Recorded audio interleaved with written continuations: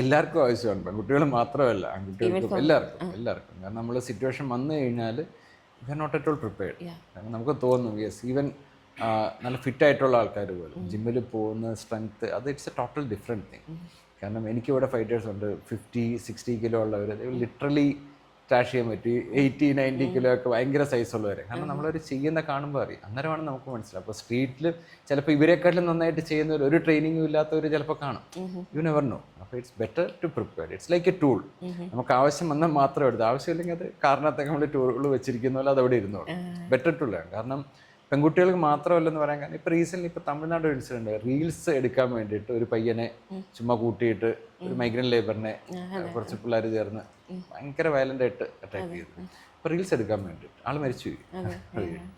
അപ്പോൾ അങ്ങനെയൊക്കെയുള്ള സിറ്റുവേഷൻ ആർക്കും എപ്പോൾ വേണമെങ്കിലും എന്ത് വേണമെങ്കിലും സംഭവിക്കാം. നമുക്ക് അങ്ങനെ ബെറ്റർ ടു പ്രിപ്പയർഡ്, അത്രേ ഉള്ളൂ.